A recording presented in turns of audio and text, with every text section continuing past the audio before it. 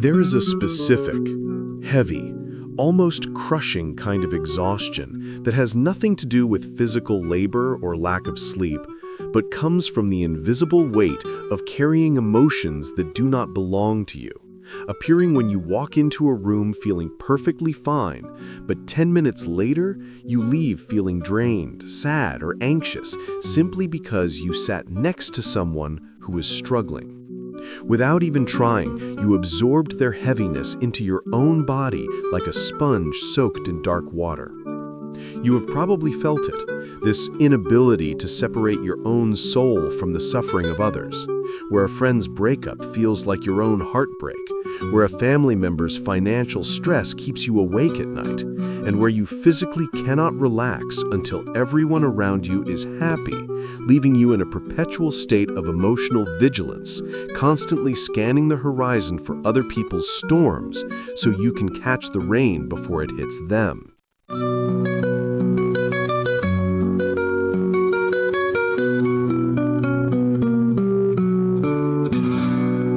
People who carry other people's problems aren't just kind or sympathetic. They are often operating from a deep psychological imperative where they have confused love with self-sacrifice,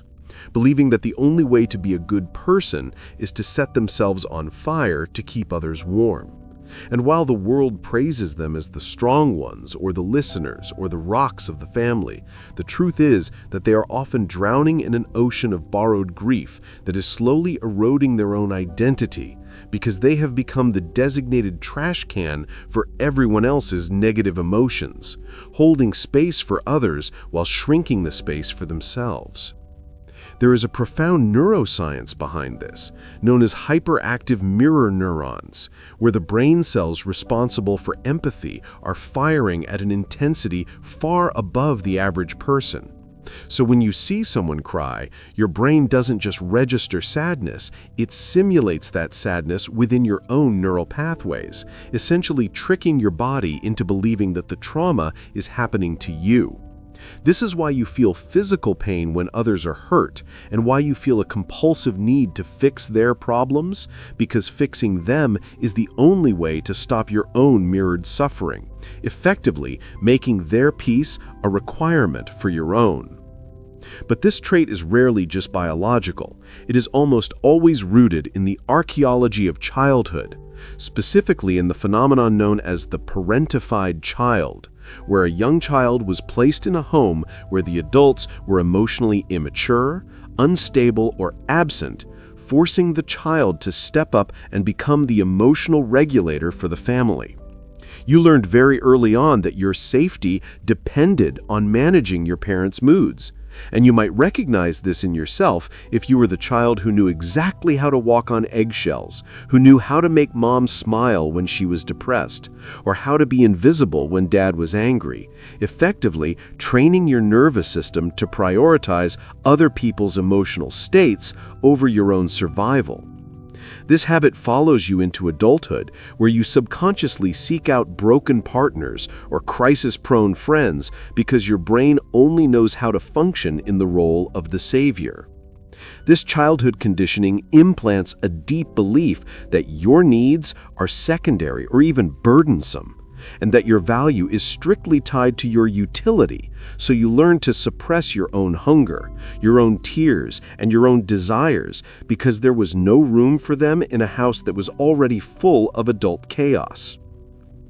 This creates a dangerous dynamic known as trauma bonding or codependency, where you feel useless if you're not helping someone, and you feel guilty if you're happy while someone else is suffering, leading to a life where your joy is always held hostage by someone else's pain, and where you feel a strange sense of emptiness when there is no crisis to solve, because without a problem to carry, you do not know who you are. For many women especially, this manifests as the syndrome of the emotional janitor, the person who quietly cleans up the messes everyone else makes, who remembers the birthdays, who smooths over the arguments, who listens to the 3-hour venting sessions, and who absorbs the toxicity of the family system so that the others can remain comfortable, all while slowly poisoning herself with the stress she is holding. The tragedy is that she waits for someone to notice her sacrifice, to thank her, or to offer to carry the load for a while. But the help never comes because she makes it look so easy that everyone assumes she enjoys the weight. This dynamic wreaks havoc on your romantic life because you are subconsciously attracted to potential rather than reality, falling in love with people who need saving rather than people who can meet you as equals, because your nervous system is bored by stability and interprets peace as a lack of chemistry. So you find yourself in relationships with narcissists, with addicts, or with emotionally unavailable partners who happily take everything you give while giving nothing in return, becoming the manager of the relationship, who schedules the therapy appointments, who finds them a job, and who constantly tries to coach them into becoming the person you know they could be. But all you are really doing is enabling their incompetence and exhausting yourself in the process.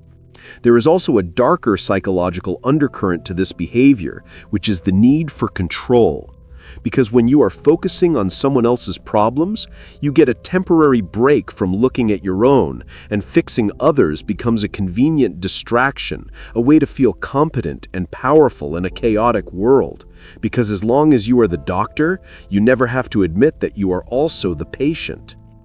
This is why you might feel a strange panic when things are actually going well, when there is no crisis to solve or no one needs you, because in the absence of a problem, you are forced to sit with your own void, your own unmet needs, and your own exhaustion, which is far more terrifying than dealing with someone else's drama. The cost of this behavior is often somatic, meaning it shows up in the body as chronic fatigue, autoimmune disorders, migraines, or unexplained aches, because the body keeps the score and it cannot indefinitely hold the energy of 10 different people without eventually collapsing under the strain. So you become a vessel for everyone else's waste, dumping your own limited energy reserves into black holes that can never be filled. And the tragedy is that the people you are trying to save rarely get better, because your overfunctioning allows them to underfunction, creating a cycle of learned helplessness where they depend on you to carry their load and you depend on them to need you, creating a perfectly balanced ecosystem of dysfunction.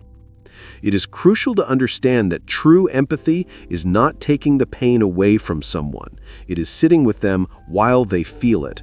But for the person who carries problems, this distinction is blurred, and they view boundaries as a form of abandonment, feeling that saying no or stepping back is an act of cruelty rather than an act of self-preservation. This is exacerbated by a culture that romanticizes the self-sacrificing woman, telling her that her worth lies in how much she can endure, how much she can give, and how little she asks for in return, reinforcing the belief that having needs of her own is selfish and that depleting herself for others is the highest form of virtue. But there comes a breaking point, a moment where the sponge is fully saturated and cannot take one more drop, where the resentment starts to bubble up like a toxic sludge because you realize that while you were busy taking care of everyone else, no one was taking care of you, and that the people you saved are often the first ones to leave when you finally need help, because they fell in love with your utility, not your humanity. This resentment is actually a healthy signal, a frantic wave from your drowning self trying to tell you that the contract is unfair and that you are bankrupting your own soul to pay someone else's emotional debts. The psychology of the fixer is also linked to a deep fear of abandonment, where the subconscious logic dictates that if I am useful, I am safe, and if I fix you, you will never leave me. So you tolerate bad behavior, you forgive the unforgivable, and you stay in draining situations not because you are weak, but because you are terrified that if you stop being the solution, you will no longer be loved. This fear drives you to overextend yourself, hoping that one day the ledger will balance out and you will finally receive the care you have been dispensing so freely. But that day never comes because takers do not have limits and givers must learn to set them. The turning point begins when you realize that carrying someone else's problem is actually a form of theft, because when you solve a problem for someone else, you rob them of the opportunity to grow, to learn their own strength, and to face the consequences of their own actions, essentially keeping them in a state of childhood while you play the eternal exhausted parent. So you must learn the difference between supporting and carrying, because supporting is standing on the riverbank cheering for someone as they swim against the current, but carrying is jumping into the water and letting them drown you while you try to drag them to shore. The hard truth is that you cannot save everyone, and trying to do so is not an act of love, it is an act of ego, thinking that you are powerful enough to alter someone else's destiny. The shift requires a radical rewiring of your nervous system to learn how to witness suffering without absorbing it, to listen without fixing, and to care without carrying, which feels incredibly unnatural at first, like watching a car crash and not running to help, but it is the only way to preserve your sanity.